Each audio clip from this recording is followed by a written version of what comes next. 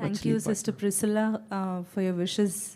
Eagerly waiting for to see little one and Pettaru. Thank you so much. Please remember us and the little one in your prayers. We are eager to see the baby as well. దేవుడిచ్చే బహుమానం కదండి, చాలా భయంతో బాధ్యతతో అందుకంటే ఎగ్జైట్మెంట్తో మేము wait చేస్తున్నాం. దేవుడిచ్చే బహుమానం ఎలా ఉండబోతుంది, ఎవరిని ఇవ్వబోతున్నారని. నేను మొన్న అనౌన్స్మెంట్ చేసినప్పుడు సేవకుడు అన్నానని చెప్పి చాలామంది ఫీల్ అయిపోయారు.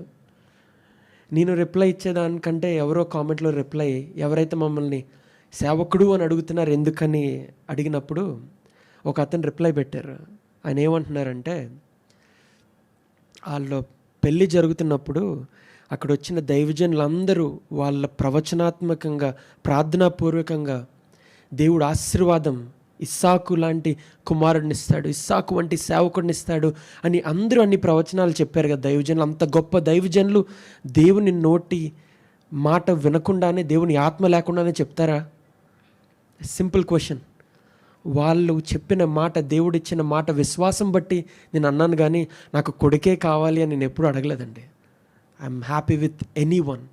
దేవుడిచ్చే బహుమానం అది అమ్మాయి అయినా అబ్బాయి అయినా నాకు సేమ్. ఇంకా అమ్మాయి అయితే ఇంకా ఘనంగా సేవకురాలుగా వాడుకోవచ్చు. శ్రేష్ఠ అని చూస్తున్నారు, హౌ బ్లెస్ షీ ఇస్, ఎంత ఘనంగా దేవుడు తన సేవలో వాడుకుంటున్నాడు. So it doesn't matter if it's a boy or girl, but I just want to keep it out there. ఎందుకంటే మీలో ఆ డౌట్ని పెట్టుకొని మమ్మల్ని ఒక ప్రశ్నగా మీరు చూడకూడదు. మేము చేసే సేవని, మేము అందించే వాక్యాన్ని మరి హృదయంలోకి తీసుకోవాలని చెప్పి మరలా మీకు మనవి చేస్తున్నాను.